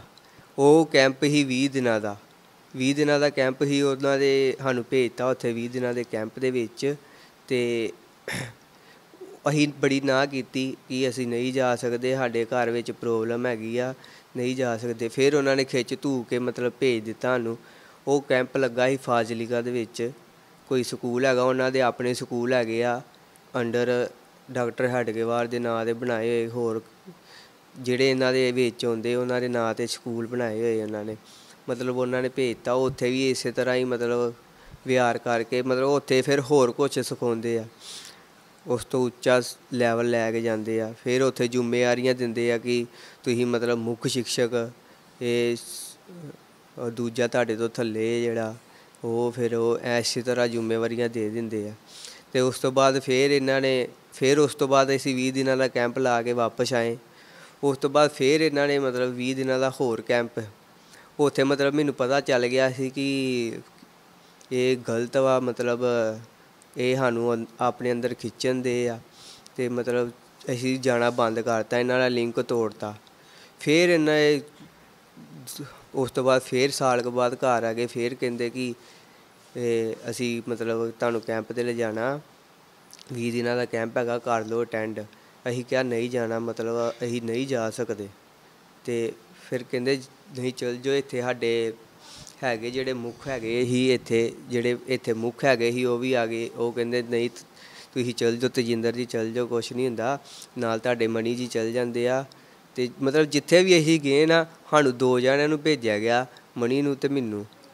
ਅਤੇ ਉੱਥੇ ਗਏ, ਫਿਰ ਚੱਲ ਗਏ। ਮੈਂ ਕਿਹਾ ਨਹੀਂ ਮੈਂ ਜਾ ਨਹੀਂ ਸਕਦਾ। ਅਤੇ ਕਹਿੰਦੇ ਕੀ ਪ੍ਰੋਬਲਮ ਕੀ ਹੈ? ਮੈਂ ਕਿਹਾ ਕੋਈ ਪ੍ਰੋਬਲਮ ਨਹੀਂ ਹੈਗੀ, ਮੈਂ ਨਹੀਂ ਜਾ ਸਕਦਾ। ਫਿਰ ਕਹਿੰਦੇ ਫਿਰ ਹਾਰ ਕੇ ਉਹਨਾਂ ਨੇ ਕਿਹਾ ਕੀ ਪ੍ਰੋਬਲਮ? ਮੈਂ ਕਿਹਾ ਭਾਈ ਮੇਰੇ ਕੋਲ ਕੋਈ ਸਮਾਨ ਸਮੂਨ ਨਹੀਂ ਆਇਆ ਜਿਹੜੀ ਤੁਸੀਂ ਨਿੱਕਰ ਨੁੱਕਰ ਦਿੰਦੇ, ਬੈਲਟ ਬੁਲਟ ਕੁਛ ਨਹੀਂ ਹੈਗਾ, ਕਮੀਜ਼ ਕਮੂਜ਼। ਅਤੇ ਇਹਨਾਂ ਨੇ ਆਪਣੇ ਕੋਲ ਹੀ ਮਤਲਬ ਮੈਨੂੰ ਸਾਰਾ ਕੁਛ ਲਿਆ ਕੇ ਦੇ ਦਿੱਤਾ। ਕਹਿੰਦੇ ਨਹੀਂ ਤੂੰ ਜਾ। ਅਤੇ ਫਿਰ ਹਾਰ ਕੇ ਸਾਰੇ ਕਹਿੰਦੇ ਚੱਲ ਜਾ, ਅਤੇ ਭੇਜਤਾ ਮੈਨੂੰ। ਫਿਰ ਚੱਲ ਗਏ। ਫਿਰ ਉੱਥੇ ਜਾ ਕੇ ਮਤਲਬ ਜਦੋਂ ਚਲੇ ਗਏ ਅਤੇ ਫਿਰ ਉੱਥੇ ਜਾ ਕੇ ਇੱਕ ਮੁੰਡਾ ਅੰਮ੍ਰਿਤਸਰ ਤੋਂ ਵੀ ਸਾਡੇ ਨਾਲ ਕੋਈ ਸਿੰਘ ਗਏ ਸੀ, ਅਤੇ ਇੱਕ ਮੁੰਡਾ ਰੋਹਿਤ ਸੀ, ਇੱਕ ਅਕਸ਼ੇ ਸੀ। ਮਤਲਬ ਕਮਰੇ ਦੇ ਵਿੱਚ ਠਹਿਰੇ ਜਦੋਂ ਅਸੀਂ ਗਏ, ਅਤੇ ਉਸ ਕਮਰੇ ਦੇ ਵਿੱਚ ਹਰਿਆਣੇ ਦੇ ਵੀ ਕੁਛ ਮੁੰਡੇ ਸੀ। ਕਮਰੇ ਦੇ ਵਿੱਚ ਜਦੋਂ ਠਹਿਰੇ ਅਤੇ ਮੈਂ ਉਹਨਾਂ ਨੂੰ ਪੁੱਛਿਆ ਯਾਰ ਘੰਟਾ ਕੁ ਅੱਧਾ 2 ਕੁ ਘੰਟੇ ਅਸੀਂ ਠਹਿਰੇ। ਫਿਰ ਬੋਰ ਜਿਹੇ ਹੁੰਦੇ, ਮੈਂ ਯਾਰ ਦਿਲ ਨਹੀਂ ਲੱਗਣ ਦਿਆ, ਐਵੇਂ ਘਰੋਂ ਆ ਗਏ ਹਾਂ। ਅਤੇ ਮੈਂ ਉਹਨਾਂ ਮੁੰਡਿਆਂ ਨੂੰ ਪੁੱਛਿਆ 2 ਨੂੰ, ਅਕਸ਼ੇ ਨੂੰ ਅਤੇ ਰੋਹਿਤ ਨੂੰ, ਮੈਂ ਤੁਹਾਡਾ ਦਿਲ ਲੱਗਣ ਦਿਆ? ਕਹਿੰਦੇ ਨਹੀਂ ਦਿਲ ਲੱਗਣ ਦਿਆ। ਮੈਂ ਚੱਲੀਏ ਫਿਰ? ਕਹਿੰਦੇ ਚਲੋ। ਅਸੀਂ 3 ਜਣਿਆਂ ਨੇ ਬੈਗ ਚੁੱਕ ਲਏ ਅਤੇ ਅਸੀਂ ਬਾਹਰ ਗਏ। ਅਤੇ ਬਾਹਰ ਉਹਨਾਂ ਨੇ ਸਿਕਿਉਰਟੀ ਗਾਰਡ ਖੜ੍ਹਾ ਲਏ ਹੋਏ ਸੀ, ਅਤੇ ਨਾਲ ਉਹਨਾਂ ਨੇ ਬੰਦੂਕਾਂ ਫੜੀਆਂ ਹੋਈਆਂ ਸੀ। ਅਤੇ ਆਪਾਂ ਕਿਹਾ ਵੀਰ ਜੀ ਬੂਹਾ ਖੋਲ੍ਹੋ, ਮਤਲਬ ਅਸੀਂ ਜਾਣਾ ਵਾ ਅਤੇ ਸਾਡਾ ਦਿਲ ਨਹੀਂ ਲੱਗਣ ਦਿਆ, ਅਸੀਂ ਘਰ ਜਾਣਾ ਆਪਣੇ। ਤੇ ਇਹਨਾਂ ਨੇ ਕੀ ਕੀਤਾ, ਕਹਿੰਦੇ ਨਹੀਂ ਅਸੀਂ ਨਹੀਂ ਜਾਣ ਦੇਣਾ, ਤੁਸੀਂ ਆਪਣੇ ਗੱਲ ਕਰੋ। ਮੈਂ ਕਿਹਦੇ ਨਾਲ ਗੱਲ ਕਰਨੀ, ਹੁਣ ਸਾਡਾ ਦਿਲ ਨਹੀਂ ਲੱਗਣ ਦਿਆ, ਅਸੀਂ ਜਾਣਾ। ਤੇ ਫਿਰ ਉਹ ਕਹਿੰਦੇ ਨਹੀਂ ਤੁਸੀਂ ਗੱਲ ਕਰੋ। ਉਹਨਾਂ ਨੇ ਕਹਿੰਦੇ ਆਪਣੇ ਪੰਜਾਬ ਪ੍ਰਚਾਰਕ ਨਾਲ ਗੱਲ ਕਰੋ। ਉਹਨਾਂ ਨੇ ਬੁਲਾ ਲਿਆ ਤੇ ਉਹਨਾਂ ਨੇ ਬੁਲਾ ਲਿਆ ਤੇ ਵੇਖਿਆ ਤੇ ਉਹ ਆਏ ਫਿਰਨ। ਉਹ ਪਿਛਲੇ ਕੈਂਪ ਦੇ ਵਿੱਚ ਵੀ, ਇਸ ਤੋਂ ਪਿਛਲੇ ਜਿਹੜੇ ਕੈਂਪ ਲਾਏ ਸੀ ਉਹਨਾਂ ਵਿੱਚ ਵੀ ਮੈਨੂੰ ਮਿਲੇ ਨਹੀਂ। ਉਹਨਾਂ ਦਾ ਨਾਮ ਰਾਮ ਗੋਪਾਲ ਆ। ਤੇ ਉਹ ਮੈਨੂੰ ਕਹਿੰਦੇ ਤਜਿੰਦਰ ਜੀ ਕੀ ਹੋ ਗਿਆ, ਕੀ ਮਤਲਬ ਤੁਸੀਂ ਕਰਨ ਲੱਗ ਗਏ ਜੇ, ਕੀ ਮਤਲਬ ਜਾਣਾ ਤੁਸੀਂ? ਮੈਂ ਕਿਹਾ ਰਾਮ ਗੋਪਾਲ ਜੀ ਮੇਰਾ ਦਿਲ ਨਹੀਂ ਲੱਗਣ ਦਿਆ, ਮੈਂ ਜਾਣਾ ਵਾ। ਤੁਹਾਨੂੰ ਚੰਗਾ ਭਲਾ ਪਤਾ, ਮੈਂ ਤੁਹਾਨੂੰ ਪਹਿਲਾਂ ਵੀ ਕਿਹਾ ਸੀ ਹੁਣ ਤੁਹਾਡੇ ਨਾਲ ਅਸੀਂ ਨਹੀਂ ਲਿੰਕ ਰੱਖਣਾ, ਮਤਲਬ ਨਹੀਂ ਲਿੰਕ ਰੱਖਣਾ। ਤੁਸੀਂ ਫਿਰ ਜ਼ਬਰਦਸਤੀ ਲੈ ਆਏ ਮੈਨੂੰ। ਅਤੇ ਉਹਨਾਂ ਨੇ ਫਿਰ ਮਤਲਬ ਫੋਨ ਘੁਮਾਤਾ ਸ਼ਹਿਰ ਦੇ ਵਿੱਚ ਜਿੱਥੋਂ ਮੈਂ ਆਇਆ, ਉੱਥੇ ਫੋਨ ਘੁਮਾਤਾ ਅਤੇ ਉਹਨਾਂ ਨੇ ਵੱਡਿਆਂ ਨਾਲ ਗੱਲ ਕਰਾਤੀ। ਕਹਿੰਦੇ ਉਹਨਾਂ ਨੇ ਪੁੱਛਿਆ ਕਿ ਆਹ ਤਜਿੰਦਰ ਜੀ ਆਏ ਹੋਏ ਤੁਹਾਡੇ ਸ਼ਹਿਰੋਂ, ਮਤਲਬ ਇਹ ਕਹਿੰਦੇ ਜਾਣਾ ਵਾ। ਅਤੇ 2-3 ਮੁੰਡੇ ਹੋਰ ਹੈਗੇ ਆ ਅਤੇ ਉਹ ਵੀ ਉਹਨਾਂ ਨਾਲ ਵੀ ਮਤਲਬ ਉਹਨਾਂ ਨੂੰ ਵੀ ਨਾਲ ਲੈ ਕੇ ਚੱਲੇ ਆ, ਮਤਲਬ ਕੰਮ ਖਰਾਬ ਕਰਨ ਦੇ ਆ। ਫਿਰ ਉਹਨਾਂ ਨਾਲ ਮੇਰੀ ਫ਼ੋਨ 'ਤੇ ਗੱਲ ਕਰਾਤੀ। ਕਹਿੰਦੇ ਮਤਲਬ ਤੁਸੀਂ ਸਾਡੀ ਬੇਇੱਜ਼ਤੀ ਕਰਾਓਗੇ ਜੰਡਿਆਲੇ ਵਿੱਚ, ਜਦੋਂ ਤੁਸੀਂ ਵਾਪਸ ਆਓਗੇ ਬੇਇੱਜ਼ਤੀ ਕਰਾਓਗੇ, ਜੇ ਕਰੋਗੇ ਸਾਡੀ ਬੇਇੱਜ਼ਤੀ ਹੋ ਜੂਗੀ, ਤੁਸੀਂ ਉੱਥੇ ਰੋ ਲਾ ਲਓ, ਅਟੈਂਡ ਕਰ ਲਓ। ਫਿਰ ਮੈਂ ਕਿਹਾ ਚਲੋ ਕਰ ਲੈਂਦੇ ਹਾਂ।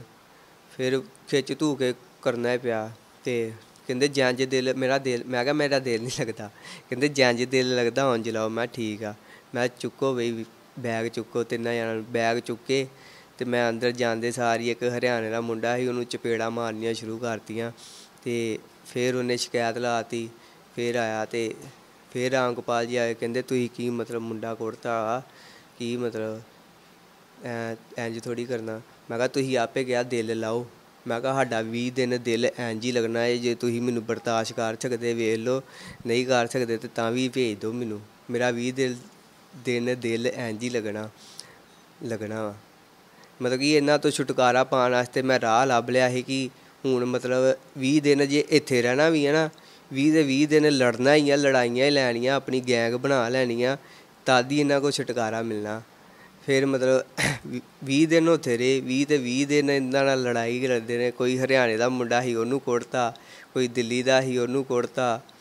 ਮਤਲਬ ਕਿ ਇਸੇ ਤਰ੍ਹਾਂ ਜਿਹਦੇ ਨਾਲ ਲਾਗਤਬਾਜ਼ੀ ਹੁੰਦੀ ਸੀ ਕੈਂਪ ਦੇ ਵਿੱਚ ਉਹਨੂੰ ਕੁੱਟੀ ਜਾਈਦਾ। ਫਿਰ ਇਹਨਾਂ ਨੇ ਸ਼ਿਕਾਇਤਾਂ ਲਾਉਣੀਆਂ ਪਿੱਛੇ ਸ਼ੁਰੂ ਕਰਤੀਆਂ, ਤਜਿੰਦਰ ਜੀ ਇੰਝ ਕਰਨ ਦੇ, ਤਜਿੰਦਰ ਜੀ ਉਂਝ ਕਰਨ ਦੇ। ਮੈਂ ਕਿਹਾ ਮੈਨੂੰ ਭਰਾ ਬੁਲਾ ਲਓ ਇੱਥੇ ਵਾਪਸ, ਮੈਂ 20 ਦਿਨ ਇੰਝ ਹੀ ਕਰਨਾ ਜੀ। ਮਤਲਬ ਤੁਹਾਡੇ ਕਹਿਣ ਦਾ ਮਤਲਬ ਹੈ ਵੀ ਤੁਹਾਡਾ ਕੋਈ ਐਸਾ ਕੋਈ ਮੰਤਵ ਨਹੀਂ ਸੀ ਵੀ ਫਲਾਣੇ ਪ੍ਰਾਂਤ ਦਾ ਜਾਂ ਫਲਾਣੇ ਰਾਜ ਦਾ ਹੈਗਾ ਵੀ ਉਹਨੂੰ ਤਾਂ ਉਹਨੂੰ ਇਹ ਨਹੀਂ ਸੀ ਵੀ ਉਹ ਦੂਸਰੇ ਰਾਜ ਦਾ ਹੈਗਾ ਜਾਂ ਦੂਸਰੀ ਸਟੇਟ ਦਾ, ਵੀ ਉਹਨੂੰ ਇਸ ਕਰਕੇ ਨਹੀਂ ਮਾਰਿਆ ਜਾਂਦਾ। ਮੇਨ ਮਕਸਦ ਸੀਗਾ ਵੀ ਮੈਂ ਇੱਥੋਂ ਜਾਣਾ। ਠੀਕ ਹੈ। ਔਰ ਇਸ ਤੋਂ ਬਾਅਦ ਕਦੀ ਤੁਹਾਨੂੰ ਕਾਲ ਆਈ ਵੀ ਦੁਬਾਰਾ ਆਉਣ ਵਾਸਤੇ? ਉਸ ਤੋਂ ਬਾਅਦ ਮੈਨੂੰ ਕਾਲ ਆਈ, ਉਹਨਾਂ ਨੇ ਪੁੱਛਿਆ ਕਿ ਤੁਸੀਂ ਆਪਣੇ ਘਰ ਪਹੁੰਚ ਗਏ? ਮੈਂ ਕਿਹਾ ਹਾਂਜੀ ਪਹੁੰਚ ਗਿਆ ਜੀ, ਤੁਹਾਡੇ 'ਚ ਛੁਟਕਾਰਾ ਪਾ ਲਿਆ, 20 ਦਿਨਾਂ ਦਾ ਜਿਹੜਾ ਕੈਂਪ ਅਟੈਂਡ ਕਰਨਾ ਹੈ। ਉਸ ਤੋਂ ਬਾਅਦ ਇਹਨਾਂ ਨੇ ਜ਼ਿੰਮੇਵਾਰੀਆਂ ਦੇਣੀਆਂ ਸ਼ੁਰੂ ਕਰ ਦਿੱਤੀਆਂ। ਕਹਿੰਦੇ ਤੁਹਾਨੂੰ ਜ਼ਿੰਮੇਵਾਰੀਆਂ ਦੇਣੀਆਂ। ਮੈਂ ਕਿਹਾ ਇਹ ਕਾਹਦੀਆਂ ਜ਼ਿੰਮੇਵਾਰੀਆਂ ਦੇਣੀਆਂ ਤੁਸੀਂ? ਮੈਂ ਕਿਹਾ ਕਿ ਹੁਣ ਮੈਂ ਤੁਹਾਡੇ ਨਾਲ ਨਹੀਂ ਜੁੜਨਾ ਚਾਹੁੰਦਾ, ਤੁਸੀਂ ਕਾਹਦੀਆਂ ਜ਼ਿੰਮੇਵਾਰੀਆਂ ਮਤਲਬ? ਕਹਿੰਦੇ ਨਹੀਂ ਤੁਹਾਨੂੰ ਜ਼ਿੰਮੇਵਾਰੀਆਂ ਦੇਣੀਆਂ, ਤੁਸੀਂ ਮਤਲਬ ਅਟੈਂਡ ਕਰੋ, ਤੁਹਾਨੂੰ ਮੁੱਖ ਸ਼ਿਕਸ਼ਕ ਦੀ ਜ਼ਿੰਮੇਵਾਰੀ ਦੇਣੀ ਹੈ। ਇਹਨਾਂ ਨੂੰ ਤੁਸੀਂ ਸ਼ਾਮ ਦੀ ਸ਼ਾਖਾ ਸ਼ੁਰੂ ਕਰੋ, ਤੁਸੀਂ ਸਵੇਰ ਦੀ ਸ਼ਾਖਾ ਸ਼ੁਰੂ ਕਰੋ। ਇਸ ਤਰ੍ਹਾਂ ਮਤਲਬ ਖਿੱਚ ਪਾਉਂਦੇ ਸੀ।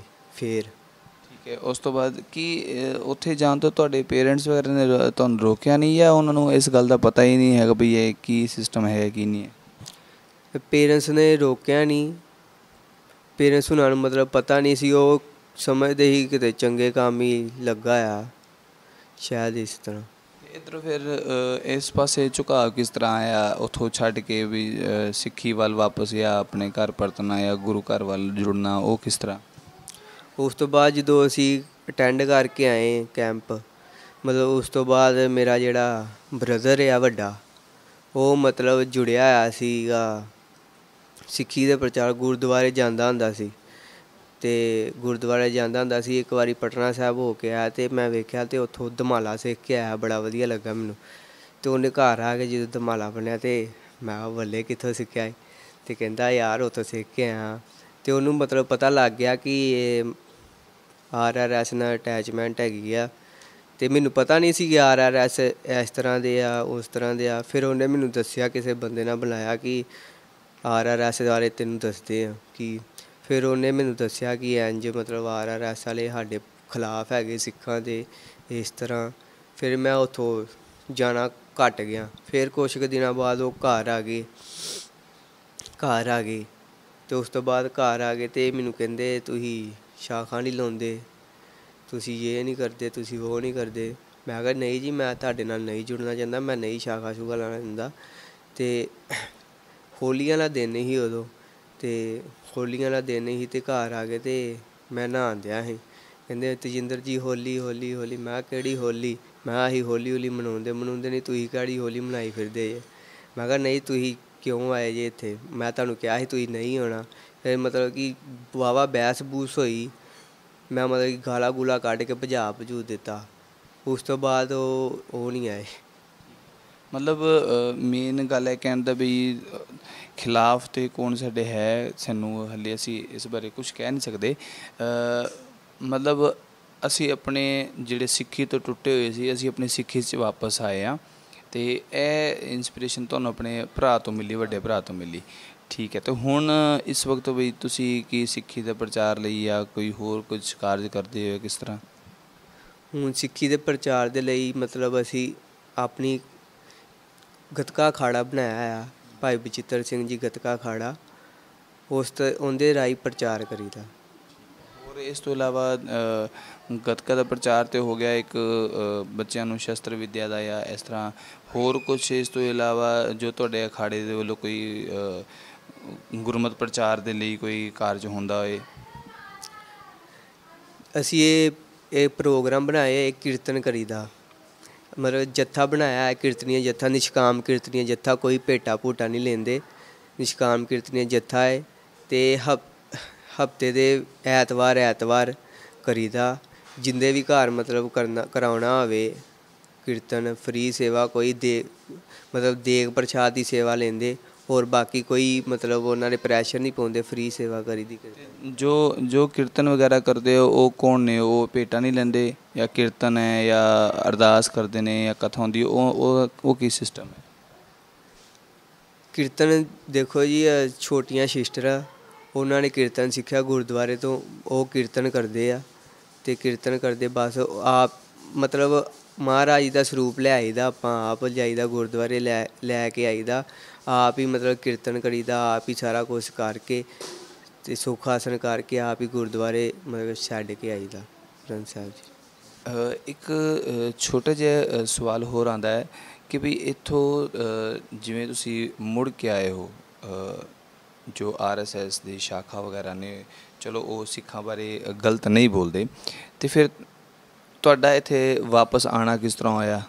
ਸਿੱਖਾਂ ਬਾਰੇ ਉਹ ਗਲਤ ਬੋਲਦੇ ਨਹੀਂ ਗੇ, ਨਾ ਹੀ ਉਹ ਖਿਲਾਫ ਬੋਲਦੇ ਨੇ, ਫਿਰ ਸਿੱਖੀ ਵੱਲ ਕਿਸ ਤਰ੍ਹਾਂ ਆਉਣ ਹੋਇਆ?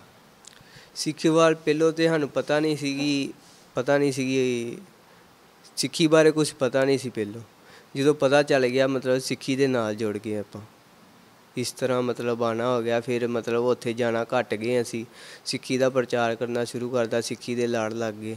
ਮਤਲਬ ਆਪ ਜੀ ਨੂੰ ਪਹਿਲੇ ਸਿੱਖੀ ਦੀ ਨੌਲੇਜ ਨਹੀਂ ਸੀ, ਸਿੱਖ ਧਰਮ ਬਾਰੇ ਨੌਲੇਜ ਨਹੀਂ ਸੀ, ਇਸ ਕਰਕੇ ਉੱਥੇ ਜਾਂਦੇ ਸੀ। ਫਿਰ ਉਸ ਤੋਂ ਬਾਅਦ ਜਦੋਂ ਪਤਾ ਲੱਗਾ, ਜੋ ਆਪ ਜੀ ਨੇ ਆਪਣੇ ਭਰਾ ਦਾ ਐਗਜ਼ਾਮਪਲ ਦਿੱਤਾ ਵੀ ਉਹਨਾਂ ਤੋਂ, ਅਤੇ ਇੱਕ ਹੋਰ ਅਸੀਂ ਆਪ ਜੀ ਨੂੰ ਜਾਣਨਾ ਚਾਹਾਂਗੇ ਵੀ ਅੱਗੇ ਫਿਊਚਰ ਦੇ ਵਿੱਚ, ਭਵਿੱਖ ਵਿੱਚ ਹੋਰ ਤੁਸੀਂ ਕੀ ਸੋਚਿਆ ਹੋਇਆ ਹੈ ਸਿੱਖੀ ਵਾਸਤੇ? ਫਿਊਚਰ ਦੇ ਵਿੱਚ ਸਿੱਖੀ ਵਾਸਤੇ ਬਹੁਤ ਕੁਛ ਸੋਚਿਆ ਜੀ। ਮਤਲਬ ਸਿੱਖੀ ਦਾ ਪ੍ਰਚਾਰ ਕਰਨਾ, ਗੁਰੂ ਗ੍ਰੰਥ ਸਾਹਿਬ ਜੀ ਦੇ ਲੜ ਲੱਗਣਾ, ਮਤਲਬ ਗੁਰੂ ਗ੍ਰੰਥ ਸਾਹਿਬ ਜੀ ਗੁਰੂ ਗ੍ਰੰਥ ਸਾਹਿਬ ਜੀ ਦਾ ਪ੍ਰਚਾਰ ਕਰਨਾ, ਉਹਨਾਂ ਦੇ ਲਾੜ ਹੀ ਲੱਗੇ ਰਹਿਣਾ ਵਾ ਬਸ। ਅਤੇ ਇੱਕ ਅਖੀਰਲਾ ਕੁਐਸਚਨ ਹੈ ਕਿ ਦੇਸ਼ਾਂ ਵਿਦੇਸ਼ਾਂ ਵਿੱਚ ਜੋ ਸੰਗਤ ਬੈਠੀ ਹੈ, ਜੋ ਲੋਕ ਬੈਠੇ ਨੇ, ਜੋ ਪੰਜਾਬੀ ਬੈਠੇ ਨੇ, ਹਰ ਧਰਮ ਦੇ ਬੰਦੇ ਬੈਠੇ ਨੇ ਅਤੇ ਆਪਣੇ ਸਿੱਖ ਭਰਾ ਵੀ ਬੈਠੇ ਨੇ, ਉਹਨਾਂ ਲਈ ਕੀ ਮੈਸੇਜ ਹੈ? ਉਹਨਾਂ ਲਈ ਮੈਂ ਮੈਸੇਜ ਦੇਣਾ ਚਾਹੁੰਦਾ ਕਿ ਆਪਣੇ ਜਿਹੜੇ ਗੁਰੂ ਗ੍ਰੰਥ ਸਾਹਿਬ ਜੀ ਦੇ ਨਾਲ ਜਿਹੜੇ ਲੜ ਲੱਗੇ ਹੋਏ, ਲੜ ਲੱਗੇ ਰਹਿਣ। ਉਹਨਾਂ ਦਾ ਜਿਹੜਾ ਗੁਰੂ ਗ੍ਰੰਥ ਸਾਹਿਬ ਜੀ ਦਾ ਪ੍ਰਚਾਰ ਕਰਨ, ਗੁਰੂ ਗ੍ਰੰਥ ਸਾਹਿਬ ਜੀ ਦਾ ਸਿੱਖੀ ਦੇ ਮਤਲਬ ਹੋਰ ਪ੍ਰਚਾਰ ਕਰਨ, ਉਹਨਾਂ ਦੇ ਲੜ ਲੱਗੇ ਰਹਿਣ ਗੁਰੂ ਗ੍ਰੰਥ ਸਾਹਿਬ ਜੀ ਦੇ। ਔਰ ਇਸ ਤੋਂ ਇਲਾਵਾ ਤੁਹਾਡਾ ਆਪਣਾ ਨਿੱਜੀ ਲਾਈਫ ਦੇ ਵਿੱਚ ਜੋ ਤੁਸੀਂ ਕੰਮ ਕਰਦੇ ਹੋ, ਇਸ ਦੇ ਬਾਰੇ ਤੁਸੀਂ ਕੀ ਅੱਗੇ ਸੋਚਿਆ ਵੀ ਹੋਰ ਅੱਗੇ ਤੁਸੀਂ ਕਿਸ ਤਰ੍ਹਾਂ ਇਹਨੂੰ ਵਧਾਉਣਾ ਚਾਹੋਗੇ? ਮੇਰੀ ਨਿੱਜੀ ਲਾਈਫ ਦੇ ਵਿੱਚ ਮੈਂ ਹਾਲੇ ਕੰਮ ਸਿੱਖ ਰਿਹਾ, ਅਤੇ ਕੰਮ ਸਿੱਖ ਕੇ ਮਤਲਬ ਮੈਂ ਆਪਣੀ ਲਾਈਫ ਦੇ ਵਿੱਚ ਹੋਰ ਬਦਲਾਵ ਲਿਆਉਣਾ ਚਾਹੁੰਦਾ। ਜਿਹੜੀਆਂ ਮੇਰੇ ਵਿੱਚ ਘਾਟ ਹੈਗੀ ਕੁਛ ਚੀਜ਼ ਦੀ, ਉਸ ਚੀਜ਼ ਨੂੰ ਮੈਂ ਪੂਰਾ ਕਰਨ ਦੀ ਕੋਸ਼ਿਸ਼ ਕਰਨ ਦਿਆਂ ਇਸ ਟਾਈਮ। ਅਸੀਂ ਬਹੁਤ ਬਹੁਤ ਧੰਨਵਾਦੀ ਹਾਂ ਵੀਰ ਤਜਿੰਦਰ ਸਿੰਘ ਜੀ ਦੇ, ਜਿਨ੍ਹਾਂ ਨੇ ਸਾਨੂੰ ਆਪਣਾ ਬਹੁਤ ਕੀਮਤੀ ਸਮਾਂ ਦਿੱਤਾ ਔਰ ਐਸੇ ਵਿਸ਼ੇ 'ਤੇ ਗੱਲ ਕੀਤੀ ਜੋ ਕਿ ਇੱਕ ਬਹੁਤ ਹੀ ਗੰਭੀਰ ਵਿਸ਼ਾ ਹੈ। ਜੋ ਸਿੱਖ ਆਪਣੇ ਧਰਮ ਨੂੰ ਹਾਲੇ ਨਹੀਂ ਸਮਝ ਸਕੇ ਜਾਂ ਸਿੱਖੀ ਨੂੰ ਨਹੀਂ ਸਮਝ ਸਕੇ, ਉਹਨਾਂ ਨੂੰ ਮੁੜ ਵਾਪਸ ਆਉਣ ਦੀ ਲੋੜ ਹੈ। ਆਪਣੇ ਧਰਮ ਬਾਰੇ ਜਾਣਨਾ ਬਹੁਤ ਜ਼ਰੂਰੀ ਹੈ। ਧਰਮ ਕਿਸੇ ਦਾ ਬਣਿਆ ਹੋਇਆ ਨਹੀਂ। ਧਰਮ ਜਿਸ ਧਰਮ ਵਿੱਚ ਪਰਮਾਤਮਾ ਨੇ ਸਾਨੂੰ ਪੈਦਾ ਕੀਤਾ ਹੈ, ਸਾਨੂੰ ਪਹਿਲੇ ਉਸ ਦੀ ਨੌਲੇਜ ਲੈਣੀ ਚਾਹੀਦੀ ਹੈ। ਠੀਕ ਹੈ, ਦੂਸਰੇ ਧਰਮਾਂ ਦੀ ਸਾਨੂੰ ਨੌਲੇਜ ਹੋਣੀ ਚਾਹੀਦੀ, ਉਹ ਲੈਣੀ ਵੀ ਚਾਹੀਦੀ ਹੈ, ਕਿਉਂਕਿ ਸਾਰੇ ਹੀ ਸਾਡੇ ਭਰਾ ਨੇ, ਸਾਰੇ ਹੀ ਸਾਡੇ ਮਿੱਤਰ ਨੇ। ਔਰ ਜਿਹੜਾ ਵੀ ਪਰਮਾਤਮਾ ਦੀ ਗੱਲ ਕਰਦਾ ਹੈ, ਰੱਬ ਦੀ ਗੱਲ ਕਰਦਾ ਹੈ, ਮਾਨਵਤਾ ਦੀ ਗੱਲ ਕਰਦਾ ਹੈ, ਇਨਸਾਨੀਅਤ ਦੀ ਗੱਲ ਕਰਦਾ ਹੈ, ਉਹ ਸਾਡਾ ਭਰਾ ਹੈ। ਅਸੀਂ ਉਹਨਾਂ ਨਾਲ ਹਮੇਸ਼ਾ ਰਲ ਕੇ ਚੱਲਦੇ ਹਾਂ। ਸਮਾਜ ਦੇ ਵਿੱਚ ਰਹਿਣ ਵਾਸਤੇ ਸਾਨੂੰ ਹਰ ਇੱਕ ਕਮਿਊਨਿਟੀ, ਹਰ ਇੱਕ ਸੰਸਥਾ, ਹਰ ਇੱਕ ਧਰਮ ਦੇ ਬੰਦੇ ਨਾਲ ਇਨਸਾਨੀਅਤ ਦੇ ਤੌਰ 'ਤੇ ਇਕੱਠੇ ਹੋ ਕੇ ਹੀ ਰਹਿਣਾ ਚਾਹੀਦਾ ਹੈ। ਇਹੀ ਸਿੱਖੀ ਹੈ, ਇਹੀ ਸਿੱਖੀ ਦਾ ਸਿਧਾਂਤ ਹੈ। ਔਰ ਅਸੀਂ ਉਹਨਾਂ ਵੀਰਾਂ ਨੂੰ ਬਹੁਤ ਬਹੁਤ ਮਤਲਬ ਕਿ ਧੰਨਵਾਦ ਕਹਿੰਦੇ ਹਾਂ ਕਿ ਜਿਹੜੇ ਆਪਣੇ ਧਰਮ ਨੂੰ ਸਮਝ ਕੇ ਆਪਣੇ ਸਿੱਖੀ ਦੇ ਨਾਲ ਵਾਪਸ ਪਰਤੇ ਨੇ, ਸਿੱਖੀ ਵੱਲ ਵਾਪਸ ਪਰਤੇ ਨੇ, ਅਤੇ ਅਸੀਂ ਉਹਨਾਂ ਨੂੰ ਬਹੁਤ ਬਹੁਤ ਵਧਾਈ ਦਿੰਦੇ ਹਾਂ ਔਰ ਬਹੁਤ ਧੰਨਵਾਦੀ ਹਾਂ ਜੀ। ਅਸੀਂ ਫਿਰ ਆਪ ਜੀ ਦੇ ਸਾਹਮਣੇ ਹਾਜ਼ਰ ਹੋਵਾਂਗੇ। ਇਸ ਤਰ੍ਹਾਂ ਦੀ ਹੀ ਕੋਈ ਸਿੱਖੀ ਨਾਲ ਸੰਬੰਧਿਤ ਰਾਜਨੀਤਿਕ, ਸਮਾਜਿਕ ਸਭ ਤਰ੍ਹਾਂ ਦੀ ਖਬਰਾਂ ਲੈ ਕੇ ਆਪ ਜੀ ਨਾਲ ਫਿਰ ਸਾਂਝ ਪਾਵਾਂਗੇ ਜੀ। ਇਤਨੀ ਤੁਸੀਂ ਤਜਿੰਦਰ ਸਿੰਘ ਦੀ ਇਹ ਗੱਲਬਾਤ ਸੁਣੀ ਸਾਡੇ ਰਿਪੋਰਟਰ ਗੁਰਤੇਜ ਸਿੰਘ ਦੇ ਨਾਲ, ਜਿਸ ਦੇ ਵਿੱਚ ਤਜਿੰਦਰ ਸਿੰਘ ਵੱਲੋਂ ਬਹੁਤ ਸਾਰੀ ਜਾਣਕਾਰੀ ਜਿਹੜੀ ਆ ਉਹ ਦਿੱਤੀ ਗਈ ਹੈ। ਇੱਥੇ ਕਾਫੀ ਗੱਲਾਂ ਜਿਹੜੀਆਂ ਉਹ ਅਸੀਂ ਸਿੱਖ ਸਕਦੇ ਹਾਂ, ਇਸ ਚੀਜ਼ ਤੋਂ ਇੱਕ ਸੇਧ ਲੈ ਸਕਦੇ ਹਾਂ। ਇਸ ਗੱਲਬਾਤ ਦੇ ਵਿੱਚ ਅਸੀਂ ਸੁਣਿਆ ਕਿ ਕਿਸ ਤਰ੍ਹਾਂ RSS ਵੱਲੋਂ ਲਗਾਏ ਗਏ ਕੈਂਪਾਂ ਦੇ ਵਿੱਚ ਕੀ ਕੁਝ ਹੁੰਦਾ ਹੈ ਅਤੇ ਬੱਚਿਆਂ ਨੂੰ ਕੀ ਕੁਝ ਸਿਖਾਇਆ ਜਾਂਦਾ ਹੈ। ਇੱਥੇ ਅਸੀਂ ਕਿਸੇ ਧਰਮ ਦੇ ਖਿਲਾਫ ਨਹੀਂ ਬੋਲ ਰਹੇ, ਨਾ ਹੀ ਸਾਡਾ ਕੋਈ ਇਰਾਦਾ ਹੈ ਕਿਸੇ ਨੂੰ ਕੋਈ ਵੀ ਠੇਸ ਪਹੁੰਚਾਉਣ ਦਾ। ਮੈਂ ਤਾਂ ਸਗੋਂ ਕਹੂੰਗਾ ਕਿ RSS ਦੇ ਵਰਕਰਾਂ ਤੋਂ ਸ਼ਾਇਦ ਬਾਕੀ ਸਾਰੇ ਧਰਮ ਦੇ ਪ੍ਰਚਾਰਕਾਂ ਨੂੰ ਇੱਕ ਸੇਧ ਲੈਣੀ ਚਾਹੀਦੀ ਹੈ, ਕਿਸ ਤਰ੍ਹਾਂ ਬੱਚਿਆਂ ਨੂੰ ਆਪਣੇ ਧਰਮ ਬਾਰੇ ਜਾਣਕਾਰੀ ਦਿੱਤੀ ਜਾਵੇ। ਤੁਸੀਂ ਸ਼ਾਇਦ ਸੋਚ ਰਹੇ ਹੋਵੋਗੇ ਕਿ ਅਸੀਂ ਸਾਰਾ ਕੁਝ RSS ਦੀ ਤਰ੍ਹਾਂ ਨਹੀਂ ਕਰ ਸਕਦੇ। ਇਹ ਗੱਲ ਬਿਲਕੁਲ ਸਹੀ ਹੈ, ਪਰ ਮੇਰੀ ਮੁਰਾਦ ਸਿਰਫ RSS ਦੇ ਵਰਕਰਾਂ ਦੀ ਸ਼ਿੱਦਤ ਵੱਲ ਸੀ, ਜੋ ਕਿ ਕਿਸ ਤਰ੍ਹਾਂ ਉਹ ਬੱਚਿਆਂ ਨੂੰ ਆਪਣੇ ਨਾਲ ਜੋੜਿਆ ਜਾਵੇ, ਇਸ ਦੇ ਬਾਰੇ ਇੱਕ ਸੇਧ ਦਿੰਦੇ ਨੇ।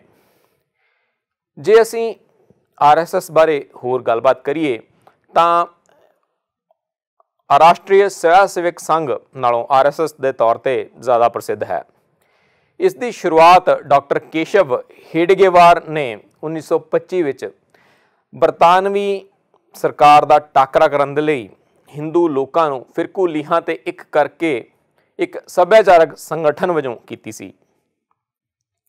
ਅਸੀਂ ਇਹ ਵੀ ਦੱਸ ਦਈਏ ਕਿ ਕਿਸੇ ਸਮੇਂ RSS ਵੱਲੋਂ ਮਹਾਤਮਾ ਗਾਂਧੀ ਦਾ ਵੀ ਵਿਰੋਧ ਕੀਤਾ ਗਿਆ ਸੀ ਅਤੇ ਮਹਾਤਮਾ ਗਾਂਧੀ ਨੂੰ ਮਾਰਨ ਵਾਲੇ ਨੱਥੂਰਾਮ ਗੌਡਸੇ ਵੀ ਕਿਸੇ ਸਮੇਂ RSS ਦਾ ਮੈਂਬਰ ਰਿਹਾ ਸੀ।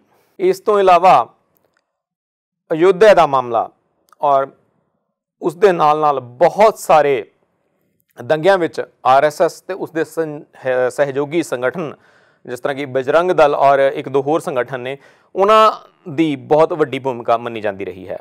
ਔਰ ਇਸ ਵਜ੍ਹਾ ਕਰਕੇ RSS ਦੇ ਉੱਤੇ ਬੈਨ ਵੀ ਲੱਗ ਚੁੱਕਾ ਹੈ। ਇਹਨਾਂ 'ਤੇ ਪਾਬੰਦੀ ਬਰਤਾਨਵੀ ਸਮੇਂ ਵੀ ਲੱਗੀ ਸੀ ਔਰ ਆਜ਼ਾਦੀ ਤੋਂ ਬਾਅਦ ਵੀ ਕਾਫੀ ਵਾਰੀ ਜਿਹੜੀ ਆ ਪਾਬੰਦੀ ਉਹ ਲੱਗ ਚੁੱਕੀ ਹੈ।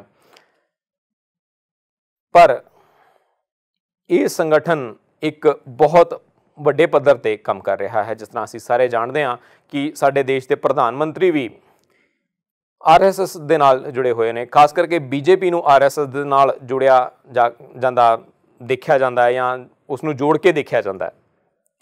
ਖੈਰ, ਅਸੀਂ ਗੱਲਬਾਤ ਕਰ ਰਹੇ ਸੀ ਕਿ ਕਿਸ ਤਰ੍ਹਾਂ RSS ਵੱਲੋਂ ਬੱਚਿਆਂ ਅਤੇ ਨੌਜਵਾਨਾਂ ਲਈ ਕੈਂਪਾਂ ਦਾ ਆਯੋਜਨ ਕੀਤਾ ਜਾਂਦਾ ਹੈ ਅਤੇ ਉਹਨਾਂ ਵਿੱਚ ਕੀ ਕੁਝ ਸਿਖਾਇਆ ਜਾਂਦਾ ਹੈ। ਸਾਡਾ ਮਕਸਦ ਸਿਰਫ RSS ਬਾਰੇ ਜਾਣਕਾਰੀ ਦੇਣ ਦਾ ਹੈ। ਔਰ ਜੇ ਅਸੀਂ ਇੰਟਰਨੈਟ ਤੇ ਦੇਖੀਏ ਤਾਂ RSS ਨੂੰ ਬਹੁਤ ਹੀ ਕੱਟੜ ਸੰਗਠਨ ਦੇ ਤੌਰ ਤੇ ਦੇਖਿਆ ਜਾਂਦਾ ਹੈ। ਤੇ ਜੇ ਅਸੀਂ RSS ਸੰਗਠਨ ਬਾਰੇ ਹੋਰ ਗੱਲਬਾਤ ਕਰਨ ਲੱਗੀਏ ਤਾਂ ਸ਼ਾਇਦ ਬਹੁਤ ਸਮਾਂ ਲੱਗ ਜਾਵੇਗਾ। ਪਰ ਬਹੁਤ ਸਾਰੀਆਂ ਕਮੀਆਂ ਦੇ ਬਾਵਜੂਦ ਇੱਕ ਖੂਬੀ ਜਿਹੜੀ ਕਿ ਮੈਨੂੰ ਇਸ ਗੱਲਬਾਤ ਦੇ ਵਿੱਚੋਂ ਦੇਖਣ ਨੂੰ ਮਿਲੀ ਹੈ, ਜਿਸ ਤੇ ਸ਼ਾਇਦ ਆਪਣੇ ਬੱਚਿਆਂ ਨੂੰ ਆਪਣੇ ਧਰਮ ਬਾਰੇ ਜਾਣਕਾਰੀ ਦੇਣ ਲਈ ਕਿੱਦਾਂ ਪ੍ਰੇਰਿਤ ਕੀਤਾ ਜਾਵੇ, ਇਹ ਸਿੱਖਿਆ ਮਿਲਦੀ ਹੈ। ਜਿਸ ਤਰ੍ਹਾਂ ਤਜਿੰਦਰ ਸਿੰਘ ਨੇ ਦੱਸਿਆ ਕਿ ਸਿੱਖ ਧਰਮ ਦਾ ਗਿਆਨ ਨਾ ਹੋਣ ਕਾਰਨ ਉਹ RSS ਦੇ ਕੈਂਪਾਂ ਵਿੱਚ ਜਾਂਦੇ ਸੀ ਤੇ ਜਦੋਂ ਸਿੱਖ ਧਰਮ ਦਾ ਗਿਆਨ ਉਹਨਾਂ ਨੂੰ ਮਿਲਿਆ ਤਾਂ ਹੋਰ ਵੀ ਆਪਣੇ ਧਰਮ ਬਾਰੇ ਜਾਣਨ ਲਈ ਉਤਸੁਕ ਹੋਣ ਲੱਗੇ। ਇੱਥੇ ਮੈਂ ਕਹਿਣਾ ਚਾਹੂੰਗਾ ਕਿ ਬੱਚੇ ਇੱਕ ਕੋਰਾ ਕਾਗਜ਼ ਹੁੰਦੇ ਨੇ। ਜੋ ਵੀ ਤੁਸੀਂ ਉਹਨਾਂ ਤੇ ਲਿਖੋਗੇ ਉਹ ਹਮੇਸ਼ਾ ਲਈ ਉਹਨਾਂ ਦੇ ਜੀਵਨ ਵਿੱਚ ਉਕਰਿਆ ਜਾਵੇਗਾ। ਬੱਚਿਆਂ ਨੂੰ ਆਪਣੇ ਧਰਮ ਦੇ ਬਾਰੇ ਜਾਣਕਾਰੀ ਦਿਓ, ਉਹਨਾਂ ਦੇ ਸਵਾਲਾਂ ਦੇ ਉਹਨਾਂ ਨੂੰ ਜਵਾਬ ਲੱਭ ਕੇ ਦਿਓ, ਉਹਨਾਂ ਨੂੰ ਸਹੀ ਰਸਤਾ ਦਿਖਾਓ। ਬੱਚੇ ਜੋ ਕੱਲ੍ਹ ਨੂੰ ਸਾਡਾ ਭਵਿੱਖ ਨੇ ਤੇ ਇਸ ਦੇ ਨਾਲ ਨਾਲ ਸਾਡੇ ਦੇਸ਼ ਦਾ ਵੀ ਭਵਿੱਖ ਨੇ। ਇਹਨਾਂ ਹੀ ਵਿਚਾਰਾਂ ਦੇ ਨਾਲ ਮੈਂ ਪਰਮਿੰਦਰ ਸਿੰਘ ਤੁਹਾਡੇ ਤੋਂ ਲੈਂਦਾ ਹਾਂ ਇਜਾਜ਼ਤ। ਪਰ ਜਾਣ ਤੋਂ ਪਹਿਲਾਂ ਤੁਹਾਨੂੰ ਇਹ ਪ੍ਰੋਗਰਾਮ ਕਿਸ ਤਰ੍ਹਾਂ ਦਾ ਲੱਗਿਆ ਸਾਨੂੰ ਜ਼ਰੂਰ ਦੱਸਣਾ। ਤੁਸੀਂ ਸਾਨੂੰ ਕੰਟੈਕਟ ਕਰ ਸਕਦੇ ਹੋ ਈਮੇਲ ਦੇ ਰਾਹੀਂ ਜਾਂ ਫੋਨ ਦੇ ਰਾਹੀਂ। ਇਸ ਤੋਂ ਇਲਾਵਾ ਤੁਸੀਂ ਸਾਡਾ ਫੇਸਬੁੱਕ ਤੇ ਟਵਿੱਟਰ ਪੇਜ ਵੀ ਫੋਲੋ ਕਰ ਸਕਦੇ ਹੋ। ਇਸ ਦੇ ਨਾਲ ਨਾਲ ਸਾਡਾ YouTube ਚੈਨਲ ਵੀ ਸਬਸਕ੍ਰਾਈਬ ਕਰ ਸਕਦੇ ਹੋ। ਸੋ ਇੱਥੇ ਲੈਂਦੇ ਹਾਂ ਤੁਹਾਡੇ ਤੋਂ ਇਜਾਜ਼ਤ। ਮਿਲਦੇ ਹਾਂ ਫਿਰ ਇੱਕ ਨਵੇਂ ਸ਼ੋਅ ਦੇ ਵਿੱਚ ਇੱਕ ਨਵੇਂ ਗੱਲਬਾਤ ਦੇ ਮੁੱਦੇ ਦੇ ਨਾਲ। ਤਦ ਤੱਕ ਲਈ ਧੰਨਵਾਦ।